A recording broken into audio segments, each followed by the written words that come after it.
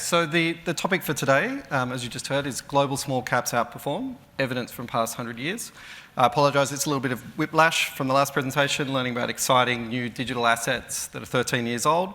Now we're going to transition to one of the oldest asset classes in the world. So global equities as an asset class, almost 400 years old, small caps just as long. Unfortunately, we don't have data that goes back 400 years. The record keeping back in Amsterdam in the 17th century wasn't great. But the longest data set we do have is for the US market, which is almost 100 years, 97 years. I'll hope you forgive me the marketing license in rounding it up. To begin with, the disclaimer, I apologise for the size of the font. The slides will, of course, be made available after the presentation. And so if you are interested, I recommend studying this slide. For the first 5 minutes, I'm going to use this time just to establish some credibility. So introduce myself, introduce Fairlight, and hopefully give you some sense of confidence that we know what we're talking about when we talk about the asset class. So first and foremost, Fairlight is a single product firm. We only do one thing, and that's global small and mid-cap equities. We have one product. We offer it in two versions. So there is a currency hedged and a currency unhedged, but we spend our days and night breathing and living global small and mid-cap equities. We run a fairly concentrated portfolio, just 30 to 40 stocks. But the big difference in terms of what's a small and a medium-sized company in an Australian context compared with offshore is largely the size of the companies. So in an Australian context, the split between what's a medium-sized company and a large company is maybe around about $2 billion. Offshore, in larger, deeper, more liquid equity markets, for instance, like the US, that cutoff sits more at about $30 billion. So to put this in context, so the weighted average market cap of the Fairlight portfolio is around $14 billion. So if Fairlight was a stock on the ASX 200, we would be somewhere between the 35th and the 30th largest stock in the ASX. So that's a common misconception. People see the PDS, they see global small and mid-cap, they assume really, really small companies, maybe a lot of risk. That isn't necessarily the case. In fact, I would posit that our weighted average market cap is probably larger than many ASX 200 funds in the market.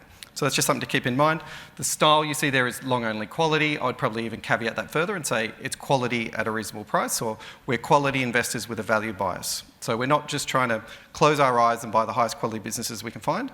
We're looking for quality businesses that are either misunderstood, mispriced, or they've had a setback. We're trying to find businesses that have the chance of outperforming, just sort of a naive type, quality beta type strategy. You can see the partnerships there on the right-hand side. The most important one is with Perennial, who take care of all of our distribution.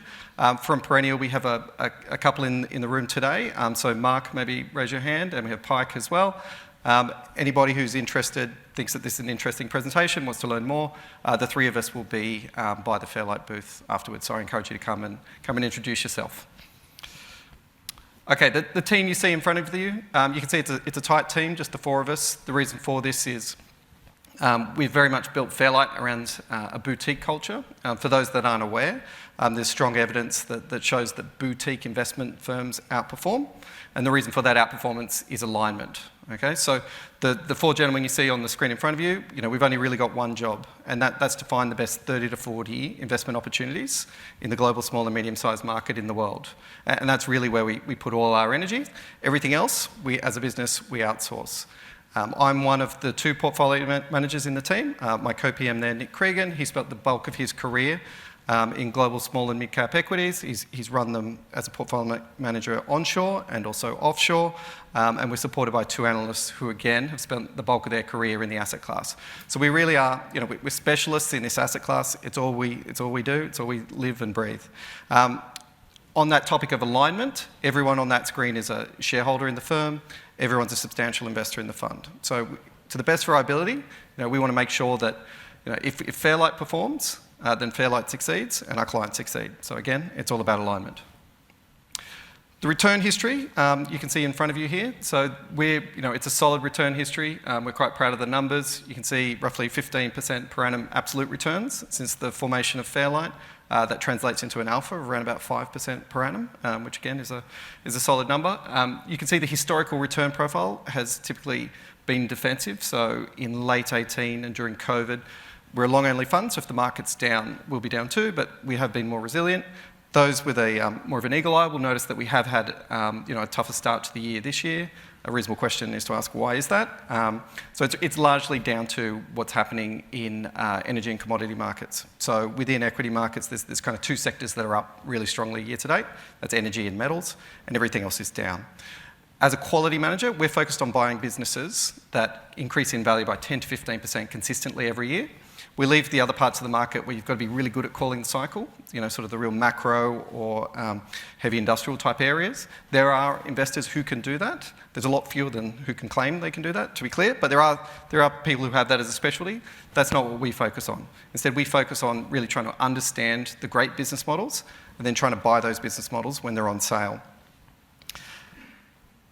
Okay, so that's the introduction to Fairlight. Now we'll get to sort of the main part of the presentation, which is sort of this look back through history. And so, as I said, we're rounding up 97 to 100 years worth of small cap returns.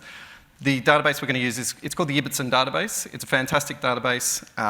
It tracks all US equity market returns and divides that market up into small cap and large cap. So what we're going to do is we're going to step through a series of periods through time. We'll try and understand what were the economic scenarios that were happening at that time, and is there anything that we can learn from what was happening then for what that means for the relative outperformance of small or large cap equities today. So the data series begins in 1925. So this was a really booming economy in the US. We'd come out of the war period, World War I. Something quite unusual is that usually when the economy is booming, when there's a lot of positive economic surprises, that usually favours small cap equities over large. Smaller companies are more geared to local economic conditions, and so when conditions are improving period on period, small companies traditionally do better. You will note, however, that large caps, which is the light grey line, outperformed small caps, which is the dark green line, from 1925 through 1930. Now, why is that? If the economic conditions were improving, it was largely down to what we call the electricity bubble. So everyone's usually familiar with a few bubbles through history, but not everyone's heard of the electricity bubble. The context here is in 1910 in the US, only 10% of houses had electricity to the house. By 1930, that figure had increased to 70%. So that was a huge period of change in the US. So you can think about, for the first time, households had electrical appliances. You had radios in the house. You could go to the cinema. You could own a car. None of this was possible previously. And so when you have periods of rapid technological change that people are experiencing firsthand, they typically think, well, I want my portfolio to evolve as well. I want my portfolio to experience this change. And so there was essentially a mania for electricity stocks. Not too dissimilar to what we saw in the dot-com era, when any company that was associated with the internet obviously had very, very high valuations. The poster child here was a business called RCA. You might have heard of it, Radio Corporation of America. The stock was up 100 times. It was effectively sort of the Tesla of the 1920s. They sold radio sets into households, and they also were vertically integrated into broadcast programming. Interestingly, you can see that small caps rolled over around about 6 to 12 months before large caps did there in 1928. Now, why is that? It's predominantly down to the role of margin lending. So back then, as is the case today, margin lending favours larger companies. Banks are much more willing to lend against shareholdings in large stocks than they are in small ones. And you can see that margin lending, which peaked in 1929, really drove that last bit of the blow-off top for large cap stocks. And then, of course, we enter the Great Depression, and that is the most challenging period of investing in the past century. Simultaneous with the Great Depression, we had the Tariff Act, and so that was effectively a set of tariffs that the US introduced. The idea was to help stimulate domestic production, shield the domestic economy from offshore competition. We see some parallels here with what happened during COVID. At the same time, economies were reeling from COVID. We had the Trump administration and the Chinese government imposing tariffs upon each other. So we do see some parallels there. Now, the Great Depression was such a traumatic experience that there was a lot of reform within the US market. The first reform that came through was the Securities Act in 1933.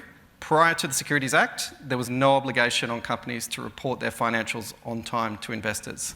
Think about how much we take that for granted these days. And then subsequently, a year following, the SEC was also formed. And again, the SEC is not perfect, but think about how much we take for granted the investor protections that the SEC provides.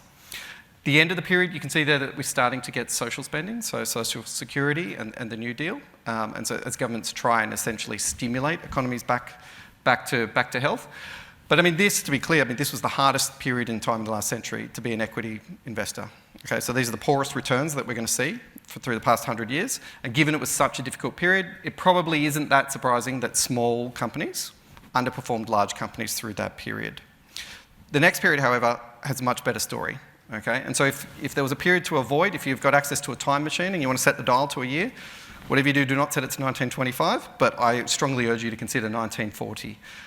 If we look at the large cap equities, you can see over this 20-year period, they were up 14 times, which is, that's an amazing result. You would shake on that if anyone offered you a 14 times return over 20 years. I think that solves a lot of portfolio problems for a lot of people. But regardless, small caps, the dark line on top, they did even better. So 34, 35 times over a 20-year period. Now, why was this? Well, we were post-World War II, so again, a lot of positive economic surprises coming through. There was economic reinvention with Bretton Woods and other processes, but it wasn't all just good news. You can see there, we've got, for instance, the steel strikes in 1952. So the steel strikes were so prevalent within the US that they actually ended up nationalising the steel industry. And when you think about the US as really like a small intervention, small government type economy, you get a sense for just how significant that was. We also had the Cold War, again, so some similarities there with today. Despite this, the market continued to move higher. And so depending on your perspective, you might even say that this is the worst one of all, but a 91% marginal tax rate, okay? And that wasn't enough to stop equities. So you do sometimes see commentary, particularly recently when obviously sort of taxes in the news, and there are particularly, we had the Australian budget overnight, and minor changes to tax codes. Sometimes you'll get doomsayers suggest that this means the death for equities. Anytime you hear anyone suggest that they look up the experience in the 1950s of a 91% tax rate, and it still was okay by investors. It may just be because no one wanted to sell, because no one ever wanted to pay the tax, of course. Okay, the third period starts in 1960. The first 10 years here, we're going to call this guns and butter. And the reason why it's called guns and butter, this was the great economic policy debate in the US at the time. The idea was, can the US only have guns, only have butter, or can it afford to have guns and butter? So guns is fairly self-evident, I hope. So guns was military spending, and the big increasing expense was obviously the Vietnam War through this period. But butter represents, spending at home, effectively Social Security and these kind of programs. So you saw on the previous slide, Social Security was started, we had the New Deal, and then we had, in the 60s, we got Medicare and Medicaid formed for the first time. So you simultaneously in the US, you have big spending on social programs that didn't exist previously, and you also had big spending on the military. Now that wasn't the sole cause of the inflation that we saw in the 70s, but it certainly set the tinderbox. And really that was followed on by what we saw with the OPEC 1 and OPEC 2 in the 70s that led us to this kind of inflation rates peaking at sort of around 10% at the end of this period. Now, there are certainly some parallels when we think about what's happening in inflation today. So we certainly have, we've got governments stimulating as they were still trying to sort of work their way through the impacts of COVID. At the same time, we have structural energy issues with what's happening in Ukraine.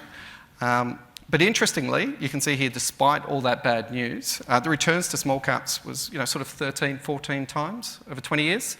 Again, you would shake on that if you were offered that. That's not a bad result. But large caps, interestingly, found this period really, really difficult. So you can see only up 3 or 4 times through the period. That's probably different to what a lot of people would have expected, if you'd told them the economic scenarios that we had there. One of the reasons why large caps struggled is that there was a bubble in large cap stocks called the Nifty 50. I think, probably most people in the room probably heard of the Nifty 50, but a quick reminder. The Nifty 50 was a bubble in, as the name suggests, 50 large cap US stocks. They were called one decision stocks because the idea was you only ever need to make one decision, and that was the decision to buy because you were never going to sell. And they were just presumed to be great purchases at any price. You could buy them at any price, and they'll just steadily increase in value, and you don't have to worry about it. Well, of course, as soon as you start thinking that you don't need to think about price, prices become unhinged and unreasonable, and that's what we saw. So these 50 stocks really captured the imagination from about 1970 to 1973. They were up a lot. They got to very extreme valuations, and then the bubble popped, and that really was a handbrake on returns for large cap equities through that period. So again, this is the third period. 1, we'll give 1 to large cap and 2 to small now. The next period starts in 1980. The reason why 1980 is a really auspicious date for a global small cap equity manager like myself is that 1980 was the year that Rolf Bantz first discovered that small caps outperform. So the economic thinking prior to this was effectively came from the Chicago School, which was really an efficient markets type doctrine. The idea was the only way you could outperform the market was to take more risk. And risk was effectively called beta, which is just your sensitivity to the market or your sensitivity to the economy. So if you had a beta of more than 1, that meant you were a riskier stock, and if the market was up, you were up more than the market. If the market was down, you were down more than the market. And that was really, basically common knowledge. It was well understood until Rolf discovered the fact that, well, actually, no, even adjusting for beta, small companies outperform large ones. They grow faster, they grow for longer, and really importantly, and sometimes not quite appreciated, is that small companies are acquired by large companies. It's not the other way around, of course. Small can't buy large, but large can buy small, and that's worth additional returns every year. And so Rolf found that, on a risk-adjusted basis, small companies outperform. Now, of course, everyone's heard of Sod's Law, so as soon as Rolf had done all this work, published his paper, the small cap effect went missing, as you can see there, for 20 years, and so it didn't really gain much traction. In fact, it was, at the time, viewed to be a little bit of an artefact, but we'll come to see that that isn't the case. Now, through this period, it is very difficult to distinguish between the outcomes for small companies and large companies in terms of share market returns. You really need a microscope to sort of see the difference between small and large from 1980 to 1997. And it was a period, again, where there was a lot of stuff to worry about. So we had 20% interest rates. We had the savings and loan crisis. We had the Gulf War. We had the Asian crisis. Yet through all this period, both through to 1997, both small and large company indices were up about 15 times. Again, a really solid result. Again, one that you would readily accept at the start of the period. They do, however, diverge at about 1997, and that is, of course, the dot-com bubble. And again, this was a bubble that was really concentrated in large cap stocks. So large cap benefited a lot more than small cap did for this. Again, part of it is we have retail investors coming into the market, usually at the end of the cycle. They're usually the ones who take the market from frothy to a bubble.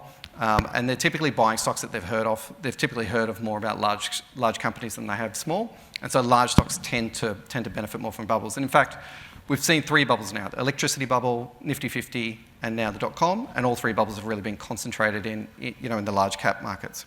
So given that context, small companies, they're not able to keep up with large through this period. That's probably not that surprising. But again, sort of a 15 to 20 times return over 20 years, that's a good outcome.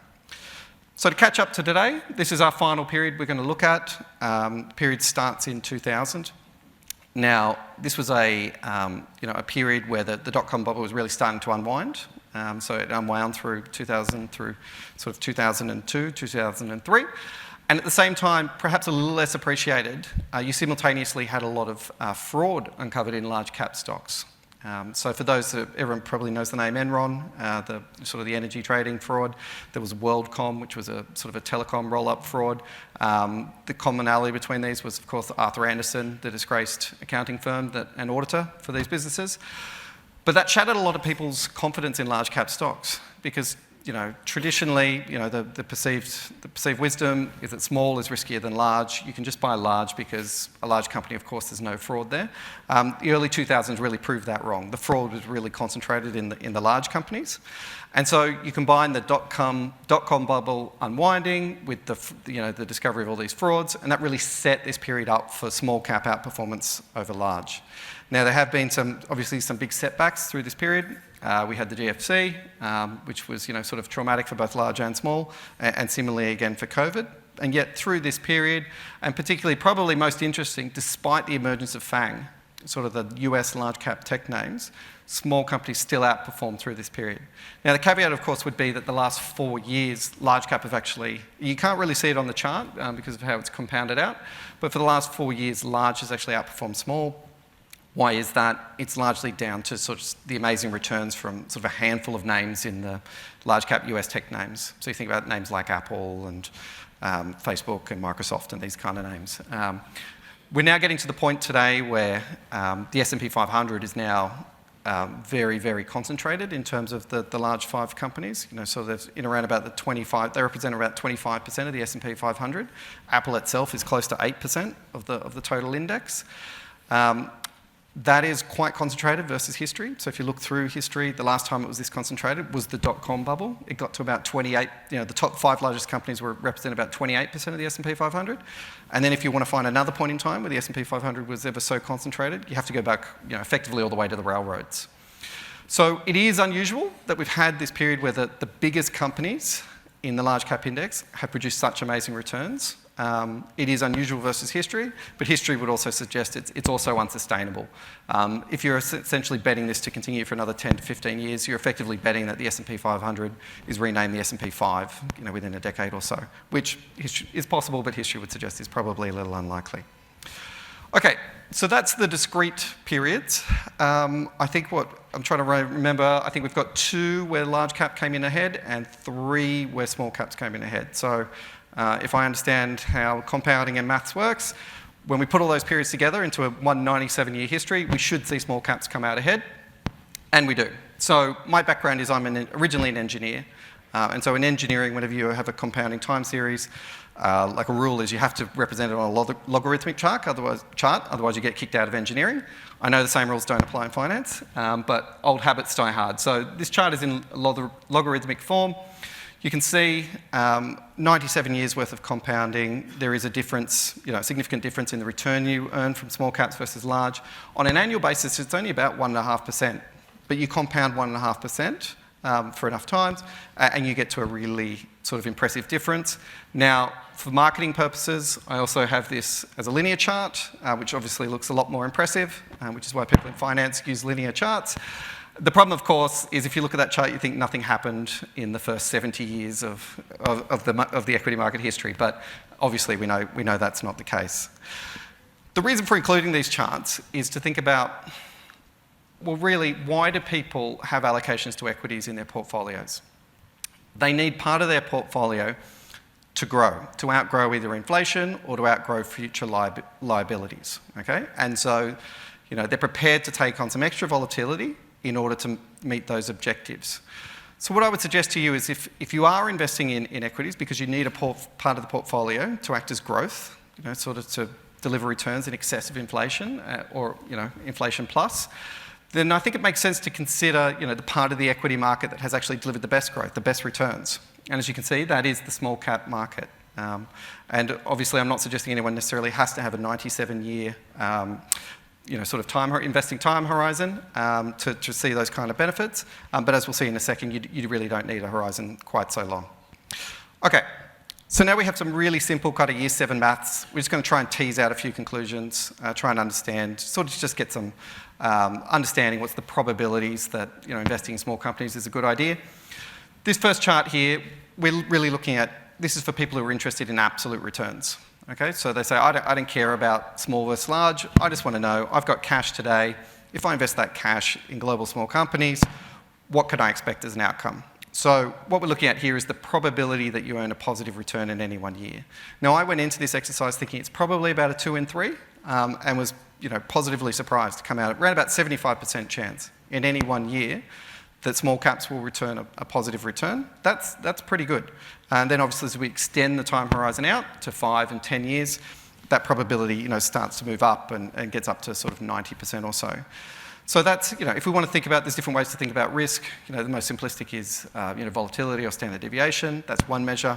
I actually prefer the idea of, what's the chance of a sort of a negative return over a time period. And this is fairly supportive, I think. The next chart, however, is about relative returns. So it says, well, what's the probability in any time period that small caps will beat large caps? And as you can see, for the 1 year, on any 1 year, it's about a 55% chance. That's not much better than a coin toss. Most of us here, I've got about a 20-year investment horizon. Some of your clients probably a lot shorter than that. I'm not suggesting that we necessarily need a 20-year kind of time horizon to sort of get to a level of probability that makes sense, but you can see 5 years around about 60% chance, but then when we move out to 10 years, we're in about 75% chance. So, you would say over, obviously, the longer your time period, the more confidence you can have that an investment to small caps is one that's going to pay, particularly if you're funding it out of large caps, is really the message here. Now, this one's interesting. This is the calendar effect. So I went through and looked at all the Januaries, all the Februaries, all the Marches, and said, well, where do the returns fall during the year? Again, I was not expecting this result, okay? So the conclusion here is pretty clear. I've written it across the top of the slide. Whatever you do, stay invested in January. Now, of course, it doesn't work every January. It didn't work this year, unfortunately. But on average, January is the month where you want to be invested. I've got two theories, but zero evidence. I'll share the theories. You can decide for yourself. So the first theory relates to tax-driven transactions. So that the tax year end in the US is December. And so it's quite likely a bit of trading that happens for tax motivations rather than sort of portfolio optimization type reasons. And it's possible that those transactions then set, essentially uneconomic transactions, then set January up to be looking pretty good. That's possible. We do see a bit of that here in Australia, obviously with tax end selling, and there are people who take advantage of that strategy. The other theory is just that people make a New Year's resolution that effectively they're going to invest more this year. And so they're going to look after their finances more. And so in January, they start putting more money into the market. And it lasts about a month. That's the second theory. Again, no proof for either. I'll leave it up to you to decide which one makes sense. The key takeaway would be just whatever you do, do not sell the asset class in January. The last analysis we've got here is looking at, well, when in the cycle do you do better out of small versus large? Now, I'm not here to tell you that small caps are less risky than large. On average, if there's a big sell-off in equity markets, small companies, they have a larger drawdown than large companies. Not always. So, for instance, in the .com, they didn't. But on average, they usually do. That's known. That's kind of the price of entry. That's the price of the extra returns that you earn. But the interesting thing this analysis tries to answer is, well, once I get through that crisis, how long does the recovery phase last for? Do I have to buy small caps, the month or 2 months after the market bottoms? And the answer that this slide says that on average, no, you don't. On average, the recovery period where we have positive economic surprises that benefit small companies more than large, this lasts not 1, not 3, not 5, but actually 10 years. Now, every cycle is different. I'm not here to tell you that every cycle has, the good times last for 10 years. But what I would say is if we think about COVID really as being the crisis, so the COVID was 2 years ago, does that mean that the small cap the small cap opportunity has passed? I would say no, it hasn't, for two reasons. One is historically the average says you've got 10 years, and the second would be smalls has actually underperformed large for the past 2 years. So the setup may even be better than has been historically the case. Again, these are averages through a century of data, but what we're trying to do is we're just trying to find information that helps us make better decisions. Nothing's guaranteed, but we can learn and try and use the data to support our actions. Okay, so that's effectively sort of my spotted version of equity market history. We're now going to catch up to today. I've got 2 slides here that we're going to finish on, and they just really talk to where are valuations in the market today. What does the opportunity look like today? What are we paying for the asset class? So the first chart here is the historic price to earnings ratio of our asset class. So our index is 20 odd years old, so you've got 20 years worth of data there. You can see that on average, the market trades at 16 to 17 times PE through that period. Now, I should say this is just the average of the profitable companies. So around about 20% of our universe. So our universe is huge. Our universe is 5,000 stocks.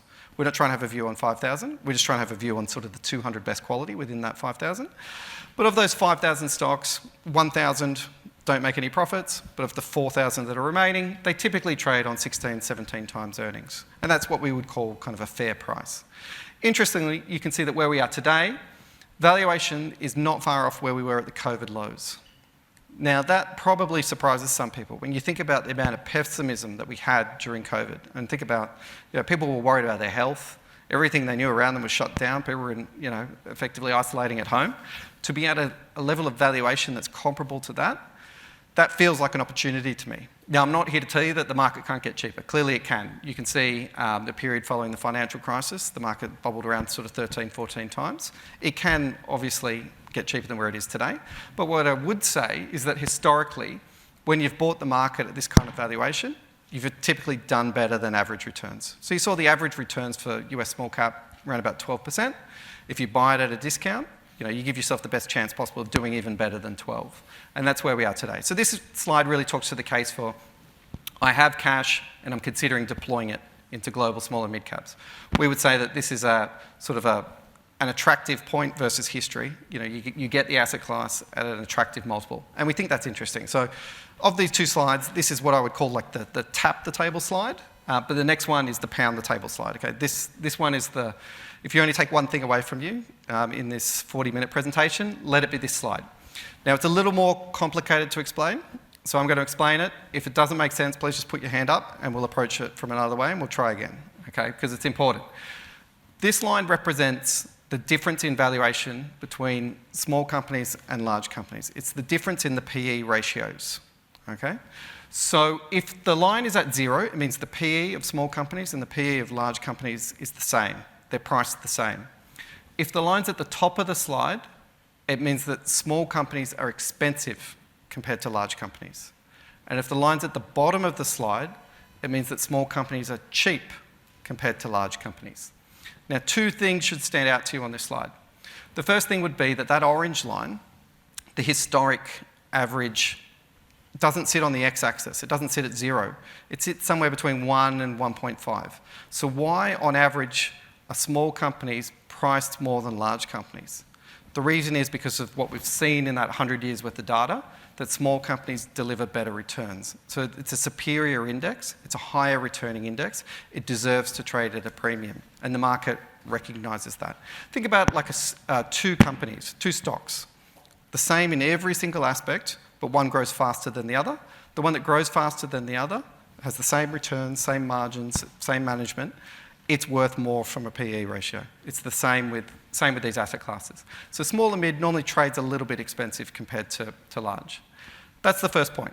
The second point, though, is probably the more interesting one, and it's where the line sits today. That discount that we see today is the biggest discount we've seen in 2 decades. Now, one in sort of 20-year type phenomena, you do come across them in your careers, of course, but when you see them, I think it makes a lot of sense to pay attention because they are rare and they do often represent really good opportunities. Opportunities either to buy or opportunities to sell. And the opportunity that I see from this slide, this is the opportunity, whereas the last slide was about the opportunity to take cash, put it into global small and mid. This slide represents the opportunity to reallocate out of global large cap equities into global small caps, okay? And what happens if we do that? Okay, so if we were to assume that line, which is at a 20-year low, goes back to the x-axis, so that small companies and large companies are trading on the same valuation, what does that mean in terms of returns? It means a 25% return advantage to small companies ahead of large. Okay, I have very high confidence because this is a mean reverting series. So it doesn't go up forever, it doesn't go down forever, it modulates. And the reason why it modulates is because markets are driven by narratives, by stories, by emotions, by people. And at any one point in time, large cap's in favour, and then the narrative changes and small cap becomes in favour. Ultimately, there will be enough sophisticated investors that will see the opportunity and say, well, small companies are so much cheaper than large companies, and small companies historically earn higher returns than large companies. I'm going to allocate money out of large and into small. And as they do that, the valuation discount closes. And then the momentum guides jump on and they push it up and often push it way through fair value. So if we were to get to a point where small companies were trading on an identical valuation to large companies, that's a 25% return advantage. Now, I'm not smart enough to tell you if that's going to happen in 1 year or if that's going to happen in 5 years. So you could get 5% per annum for the next 5 years, or it could just be in year 2, you get 25% in one go. But I think that's really, really interesting. That's kind of my base case. If you want to sort of take the bull case would be, well, why does it necessarily have to stop at equal valuation? Small companies, historically, they're worth more than large. Why doesn't it trade back to that historic slight premium? If it trades back to that historic slight premium, we're then talking about closer to a 35% outperformance. Again, I've got conviction that it's going to happen at some point, but I don't know if it's going to happen in 1 year or if it's going to take 7 years and you get 5% per annum for 7 years. But again, what I would say is 1 in 20 year type phenomena. They don't, by definition, they only come around once in 20 years. And when they do, we should really pay attention here. A good question to ask, and I'm sure many of you are asking it internally, is, well, how have we ended up here? Right? Is there something broken with small and medium-sized companies? Why has the market favoured large so much over small? It's for the reason we've talked about earlier, and that's really the performance of the 5 largest US tech companies. They've compounded their earnings at 20% per annum, and the market's placed them on higher and higher multiples every year. So the shareholder returns have been close to 25% per annum. Okay? There's been nothing wrong with the returns from small and medium-sized companies. They just haven't been able to keep up with the 5 large US tech companies. Okay? And again, I'm not smart enough to know exactly when that dynamic changes. We are getting the first kind of suggestion that that things may be changing. You saw in the most recent earnings season, Facebook down 25%, Netflix down 25%. That was, of course, offset by great results from Apple and Microsoft. But there certainly are some cracks forming there that weren't there a year ago. Does it take a year? Does it take 3 years? I'm not sure. But anyway, this is the most important slide from the presentation.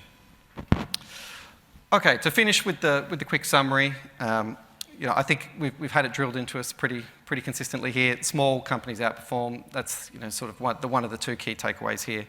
Obviously, the longer the holding period we saw, the more reliable that outperformance is. And we saw that, in terms of the cycle, it's really in that recovery phase with the positive economic surprises where small companies do particularly well. The last 2 slides we saw in terms of valuation, small companies are looking really good value versus their history, so they're trading at a discount versus their history.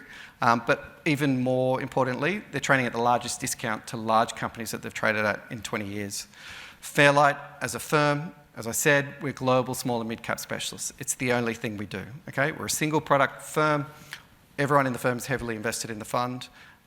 If we succeed, you succeed. That's the idea. And Fairlight has delivered for clients. So again, 15% per annum. We're very proud of those returns. 5% alpha, same again. And interestingly, I've said small caps have underperformed large caps for the last 4 years. Well, Fairlight's outperformed the small cap index, but we've also outperformed the large cap. So again, we're proud of those numbers.